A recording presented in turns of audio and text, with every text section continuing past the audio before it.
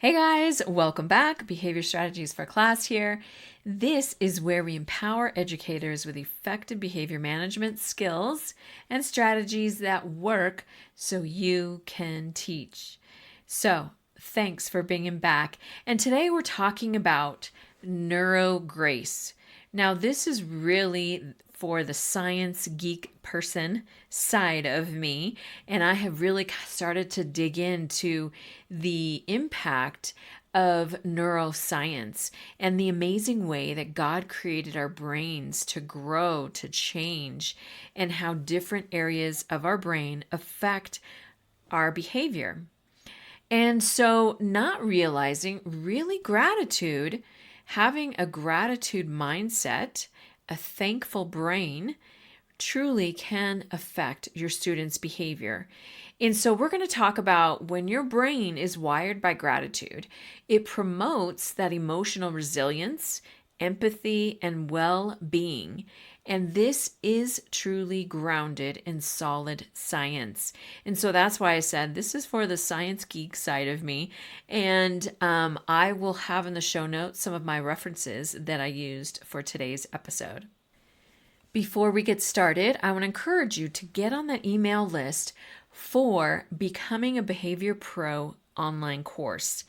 This is going to give you those tools and skills and strategies that you can use on a daily basis so that you are ready to handle any challenging behaviors that come your way with skill instead of stress.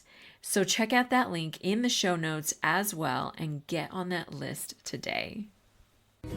Welcome to Behavior Strategies for Class.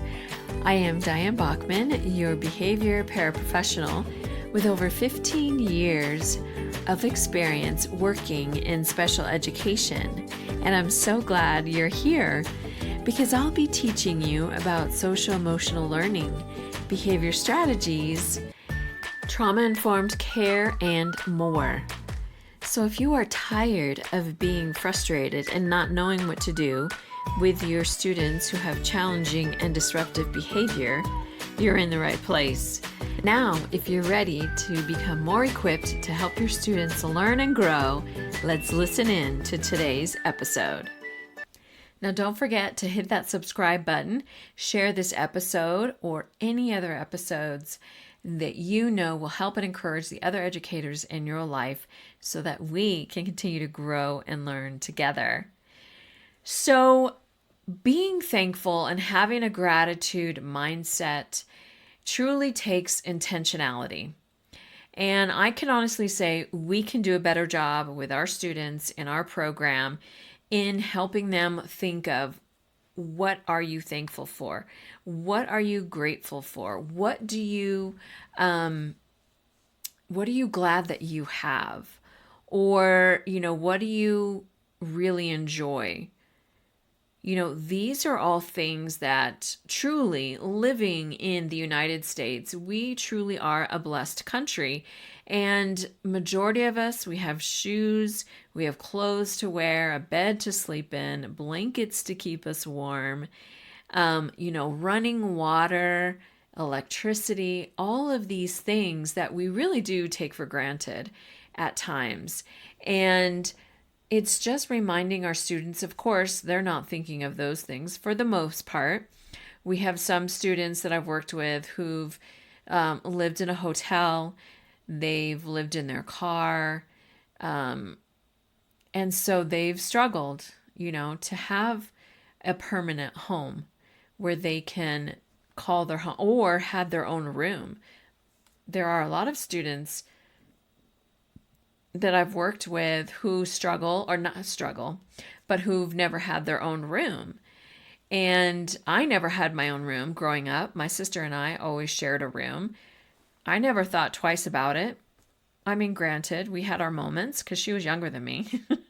So we definitely had our moments, but I didn't care. Like, that was just the way it is. We each shared a room. It was fine. I had two brothers as well, and they shared a room. That was just the way it was. I never thought like, oh my gosh, I can't believe I don't have my own room. But anyways, just to say, like, everybody's family is different, but for the most part, Do they have a place to sleep? Do they have a blanket? Do they have clothes to wear? Do they have shoes? All of these things that they can start to look at, to appreciate. And then it can grow from there, and their parents and their family members, their friends, their teachers. Some kids like truly love reading, and so they get excited about different books. Like I've seen students who just sit and read the whole time during recess. That was not me, but I think that's so cool. Like I get that you can get so involved in a book, in a story, like you just want to read, like what's happening next, what's going to happen. And so I get that. But as a kid, like I wanted to be out running and chasing all the boys. But, so I have, we have to be intentional in teaching students how to think about being grateful. So the science, we're going to go a little bit on the science because that's what this one is about. In the brain's reward system, which I didn't really realize, we have a reward system that goes through our brain. And we're going to get some technical terms. The ventral tegmental area, which is called VTA, and the release of dopamine plays a crucial role in gratitude. So when you feel grateful, these brain regions become activated, creating a sense of pleasure and reinforcing that feeling of gratitude. So it's that happy hormone, if you will, dopamine, that energizes you, that reinforces that positivity. And so the more they can learn to be grateful and not maybe always look to the negative side of things, it really affects their body and their brains and is like, hey, I like the way this feels. Let me be more positive. Amazing, right? Also, the neuroscience of gratitude connects to neuroplasticity. Gratitude has been shown to have a significant impact on the brain's plasticity. So gratitude, like any habit, can be cultivated over time. So neuroplasticity is where you're creating different neural pathways. So as you or your students become more grateful and they start having these grateful thoughts, they're creating new pathways. And as they create these pathways, they're getting these releases of dopamine that is reinforcing this positivity, this gratefulness, this positivity. It's creating a sense of pleasure for them. It's just so cool. And then this helps with emotional regulation. So gratitude is a powerful tool for managing and regulating those emotions, stress and anxiety, because stress and anxiety release cortisol, which is your stress hormone. But the more practice of gratefulness and gratitude, the more skilled they can become at managing emotional responses to life's challenges. So this is the week before Thanksgiving. And for some of our students, it's just a very stressful time. Their routine is going to be off. They may possibly be with one parent that they're not usually with, or maybe just for a longer period of time. Maybe they're going on a trip. Maybe they're visiting other family that they don't normally see. All these different things going on. Like there's a lot of emotions happening. And like one of my students I worked with today, like he was just kind of a hot mess in that emotional regulation. He's getting a little bit better at kind of expressing what he truly wants or needs, but he takes kind of a longer way to get over there. So in the meantime, he's mad, he's angry, he's eloping, he's throwing things, and then he finally says, well, this is really what I want. And it's like, dude, like say that the first thing, like, so you can avoid all of this other emotional dysregulation. But it's helping them to come back and see, and then he got upset again later, like something was hard that he was working through and he just got frustrated and walked out. And it's like, I get it. It's hard. It's something new. You don't have all the things you want to use for it, but you gotta stick with it. You can't just walk away every time something is hard. So thankfully, he came back and finished up whatever he was working on and cleaned up his area. But it's so easy to just go to that dysregulation that, I'm uncomfortable. I want to be out of here. I don't want to deal with it. And yet the science shows us the gratitude piece and coming back and reminding them that positive, like, dude, I'm so glad you did this part of what you needed to do. I'm so glad and grateful that you came back in and you were kind to your teacher. I am so glad. And sometimes it's our language too, right? Because I don't always say, I'm so thankful that you did this. Now, I do say thank you, for following directions, or thank you for picking up your trash, or thank you for whatever it is. I do say that. But it's also not only modeling it, right? We want them to be able to do the same. So tell me something good. I hear some of our teachers sharing that with their students. Tell me something good. What's something good that happened yesterday? Or what's something good that happened last night? Or what do you think good is going to happen this weekend? And hopefully, even those who have a tough family life can think of one thing, like, and that sometime is like, did you get dinner last night? Awesome. And you had your favorite mac and cheese? That's a win, buddy. Like, that's something you can be thankful for. So just getting that change of mindset is, we have to be really intentional about that. And like I said, I do fall short with this. We are not consistent. I am not consistent in helping them change that mindset, get those new neural pathways going that will give them that positive pleasure, dopamine that will create and reinforce that feeling of gratitude. So again, the more we practice gratitude, the more skilled you become at managing emotional responses to life's challenges. So that's exactly like I was saying. So, some of the kids got frustrated as well, but they can just like take a minute and come back and be like, okay, this is what I have. This is what I can do. It's getting our kids to realize, like, you can push through those challenges. You can push through when it's hard, when you're frustrated. One of the social workers that I've worked with before has said, like, to add the word and. So one of my students, he's struggling, he's missing his parent, and I'm just sad. I miss them. And it's like, okay, well, you can miss them and finish your writing. You can miss them and, go back with your class. Or you can be sad and, finish this work over here, whatever it is.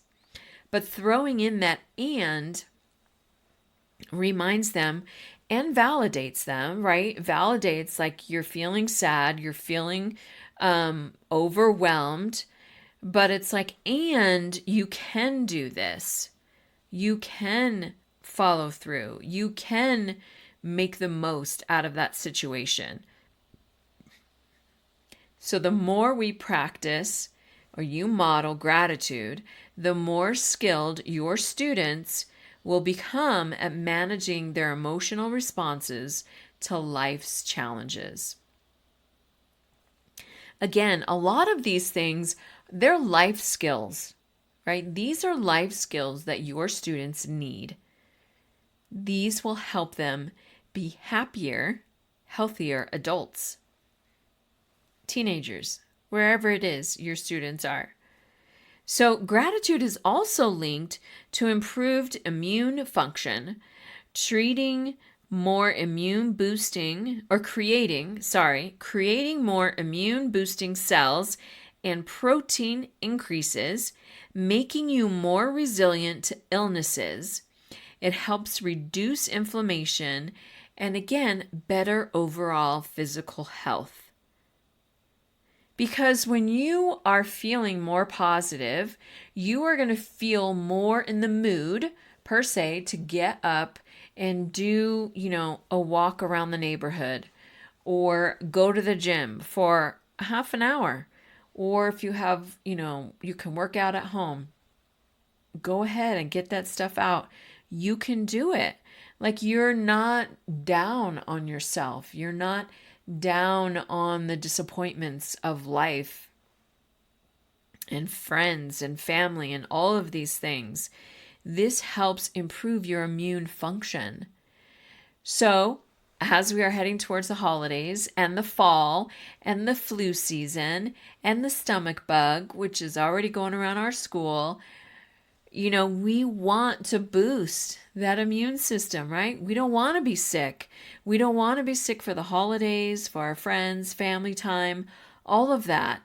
And so by having a mindset of gratitude, you are boosting your immune system, making you more resilient to illnesses. Even helping reduce inflammation. That's just like mind-blowing. Yes. Because of the power of our minds and what we think. It truly is what you think is who you are, right? What is that quote? I want to say it's from a president. I don't remember who said it, so I won't say it. But it just, your thinking affects so much of your body on the inside, physically and emotionally, mentally, and it also affects you and your students' behaviors. So externally, it affects them. So when they have a sense of gratitude, they are less likely to have those emotional dysregulations, right? Because they realize, okay, yeah, this is going to be hard, or this is tough, and I'm not saying there's going to be days where it's just overwhelming. Maybe something, terrible is happening. Maybe a parent has gotten really sick, or, they've lost their house, or I don't know, something has happened that's going to be devastating. And I'm not saying, okay, now everybody walk around, and be grateful for it. But just to know that there is going to be some positivity coming out of it. I know there is. I've been through a lot of those emotional issues, problems, situations that come up in life. And yes, sometimes in the moment, I'm not feeling very grateful. But as you begin to walk through, and truly sometimes it's just taking one day at a time, one step at a time, one moment at a time. I've heard from some people too, it's hard. But at the end of the day, just say okay, we made it. We're together. We're going to get a good night's sleep or whatever it is, and we're going to get up and fight through it again tomorrow. And even just that and those moments helps to regulate those emotions it does release some dopamine at that moment as well. So really, this is getting into that practice, that mindset of gratitude, and seeing truly it is affecting. The science shows that there is powerful, positive side effects of a gratitude and grateful brain and mind. So, what are some actions that you can share with your students to get them in the habit and the skill of showing gratitude? And of course, my favorite is always the journaling. Again, I have a behavior student journal listed on Amazon. The link will be in the show notes. But it not only has your students think of a daily behavior goal, it also allows an area where they can journal about the day or draw about the day. What are they thankful for? What's something good that happened to them that day, that hour? Journaling truly is a positive way and a great habit to get into, to write what they are grateful for. And again, this does not need to take up hours of your time. I've seen some teachers do it at the very beginning of the day. I've seen other teachers do it at the end of the day. It's really what works for you and your classroom, being able to take those few minutes and giving them an opportunity to journal about what they are grateful for.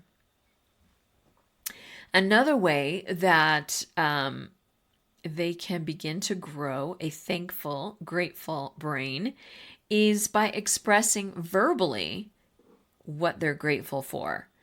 So again, I've seen this done in different ways, either in a class circle at the end of the day, what was something good that happened today?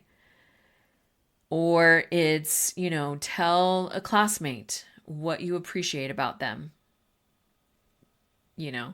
And teachers come up with all kinds of different things.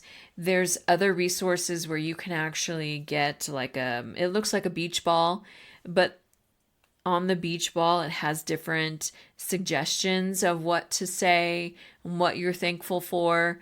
And that always helps because, some of the kids, they don't want to talk as it is, let alone to come up with something, right?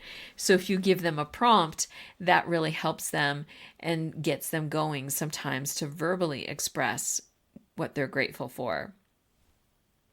Another way that you can have your students begin to grow a grateful, thankful brain is mindful meditation. Sometimes just having a few moments just for them to sit quietly and just truly think about it. Just think about it. They don't have to write it. They don't have to verbalize it, but just think about it. And then, of course, if you have time or you want to, then giving them that opportunity to share. But, in this day and age where we are constantly going, we constantly have a screen in front of us, just being able to sit and not talk and just think for a couple minutes is super hard for a lot of students and for a lot of adults. But that is a great way to build that mindfulness of gratitude, is getting that mindful meditation in. Again, it doesn't have to be hours, 10, 20 minutes. You can do it for a couple minutes. I think it's pretty awesome. Another way that they can grow grateful and thankful brain is by acts of kindness in service to others. How can they encourage and serve one another in your classroom? Now, I know, of course, a lot of classes have, a teacher helper for the day, and those are good ways too. But what is something else that you could incorporate in your classroom as an act of kindness? We used to have, at our previous school, they would have, I don't remember exactly what it was called, but a lunch switch. So they would encourage you not to sit with your regular, normal friends that you usually do, but to sit with somebody new and get to know somebody else. And I thought that was really cool. It was really kind of awkward, of course, for kids to do that at first, but then they don't care. For the most part, they'll sit down and start talking to anybody, you know? And so that's really cool, giving them an opportunity to meet others. Another way is being able to help, find someone to help, I don't know, finish up that math problem, or who's struggling in finishing up their essay. Being able to help each other in the classroom is super powerful for your students because, sometimes as kids, we don't have them do a lot sometimes at home.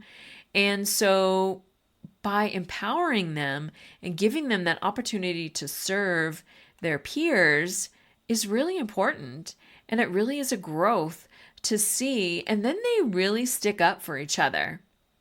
A lot of the kids, I see that all the time. Well, hey, stop being mean to whoever, Don't say that about, Susie.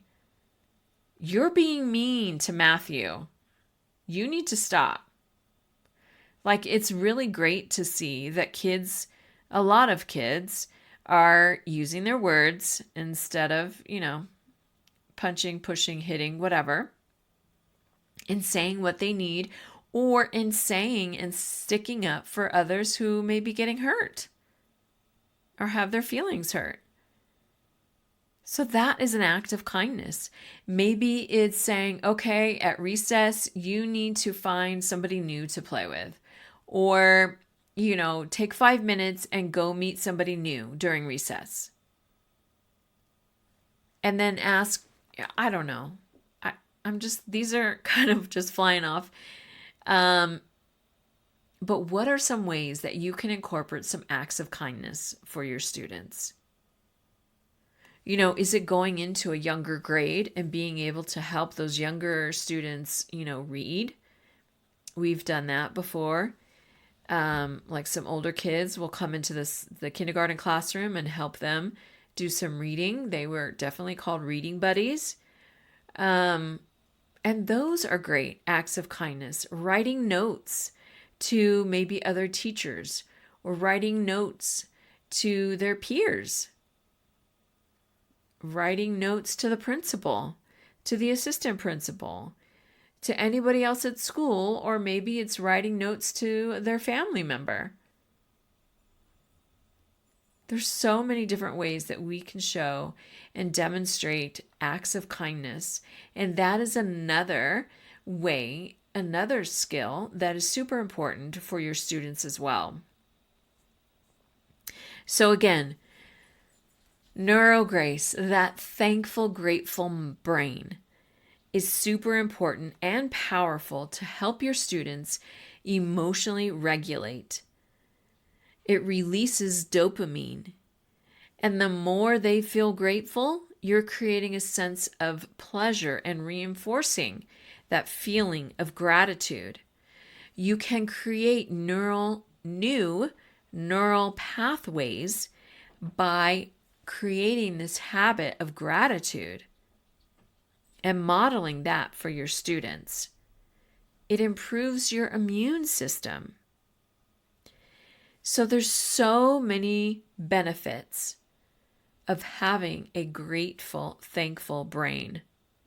So I want to encourage you to try one or maybe all of these actions to take with your students, either doing some journaling, verbally expressing what they're grateful for, doing a little mindful meditation, and showing acts of kindness. Which one are you going to work on this week with your students? So remember, again, gratitude and a thankful brain is a powerful tool for enhancing mental and physical health. Not only yours, your students as well. So I want to leave you with this quote, and this is from E. Aura Coe. And it says, "Gratitude is the quiet strength that turns every challenge into a chance to grow." Right? Isn't that awesome? Like, if we could truly remember that for ourselves as well, for your teammates, for your other staff members, the gratitude is the quiet strength that turns every challenge into a chance to grow. And that definitely takes intentionality, right? It doesn't always come easy for us to be grateful, but it is definitely worth the effort. So again, which one of these actions are you going to try this week with your students in creating a grateful, thankful brain? All right, guys, we'll see you next week. Thanks so much for listening. I truly appreciate your support. And if I have encouraged you, motivated you to continue to learn, to support your students, even better, to help them strive in your classroom, please leave a review, hit that subscribe button so that others can see they can learn and grow here as well. Thank you.